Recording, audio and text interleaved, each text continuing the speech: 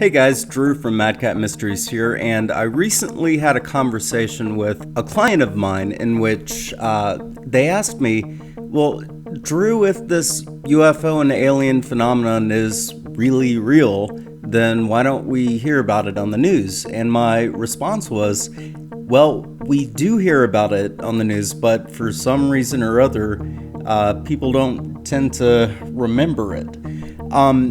So this video is in response to that conversation, and it's a little bit different from my other videos in that this is just a compilation of news clips talking about the UFO and alien phenomenon. This video is also intended to piggyback on a really good video my buddy Ben Miller did entitled Evidence, What Does It Take? In his video, he poses the question, what further evidence will it take for skeptics to recognize the reality of such paranormal phenomena such as Bigfoot and UFOs? So without further ado, let's jump right into it.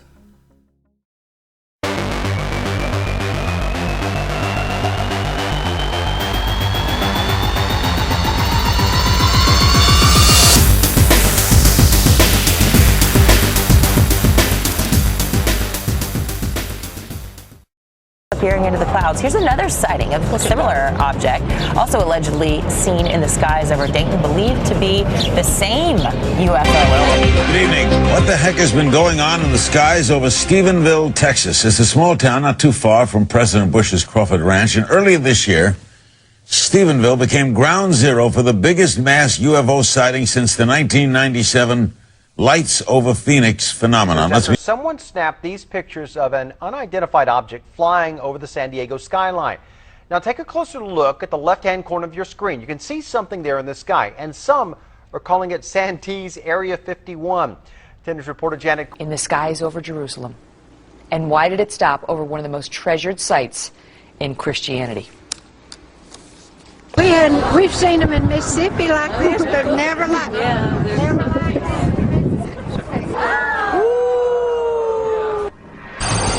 Well, if you surf around online today, and it probably will not be long before you come across footage of a UFO in the skies over Jerusalem.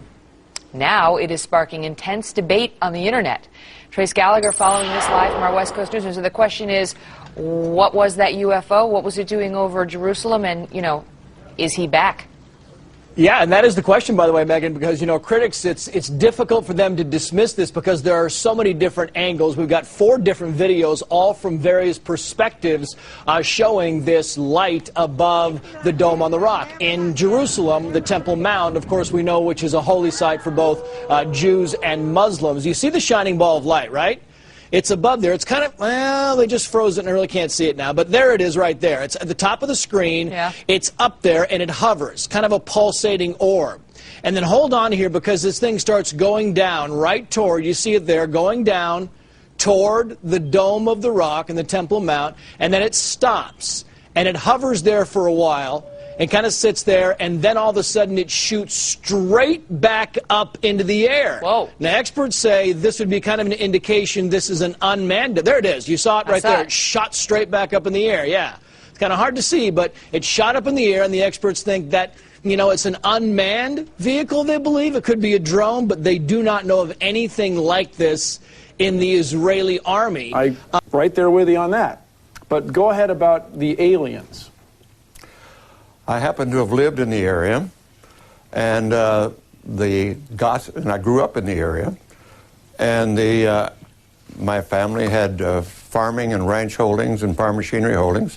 We knew many of the people, including the ranch where this was discovered, and in spite of all of the security oaths, etc., the talk in the community was of what it was, that it was a alien craft. And that survived all of the other stories and all of the other oaths and so forth. It was there for a long time. I happen to have lived there. As a matter of fact, Robert Goddard, the father of American rocketry, his farm was right down the road from ours, and I walked past his home every day going there. So I feel fairly well informed on all of this.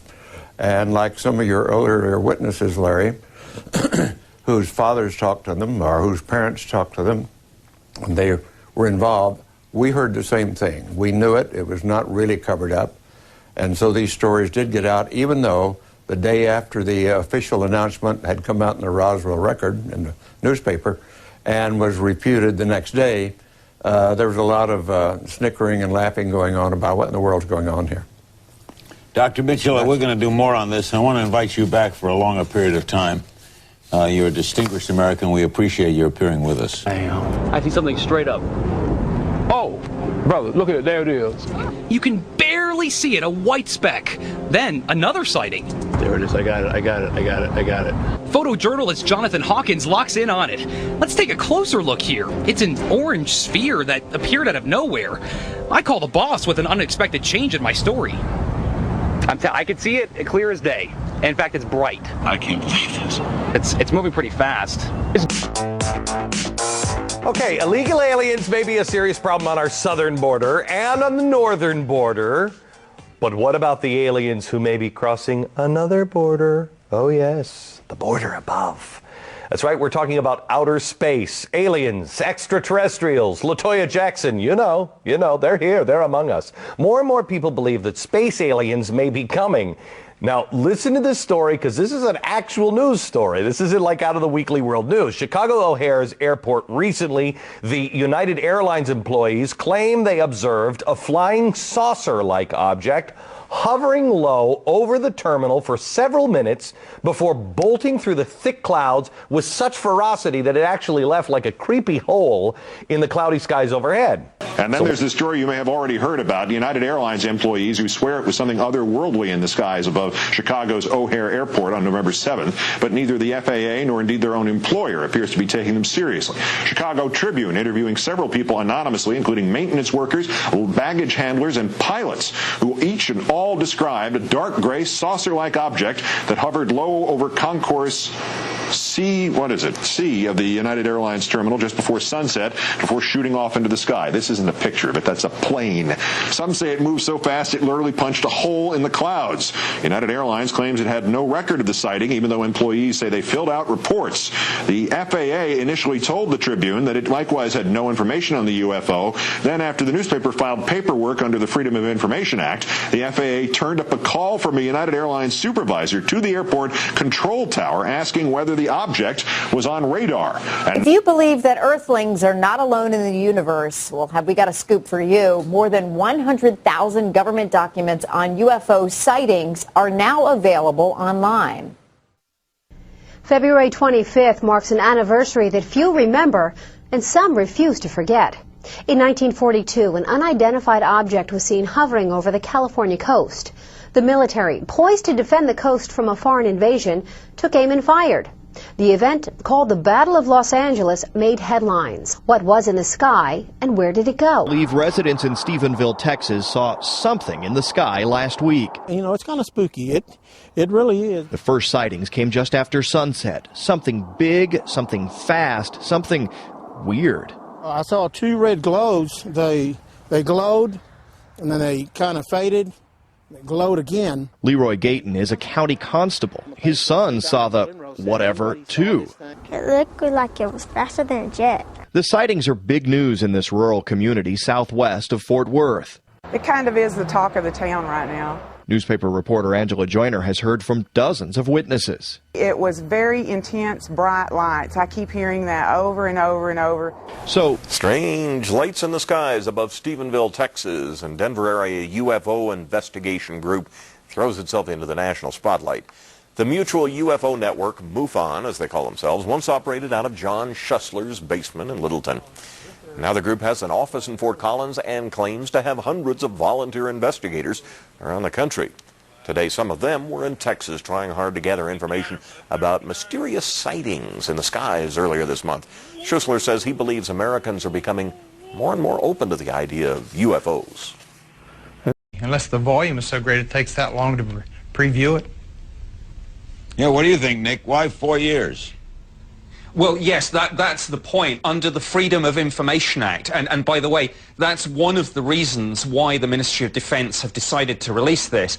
The MOD get more FOI requests on UFOs than any other subject. So the administrative burden of dealing with that has been so big that the government decided it's better to just take all the files and put them in the National Archives so that in future people can be referred there. But of course there are all sorts of exemptions under the Freedom of Information Act, personal information of witnesses, classified information such as, for example, the capabilities of military radar systems, and some poor desk officer has to go through all this material, and there are tens of thousands of pages of this. I mean, it's an absolutely massive job. So we're going to get maybe half a dozen files every month for the next 3 or 4 years. I know it's taking a long time, but of course, as you would expect in the Ministry of Defence at the moment, there are all sorts of competing priorities.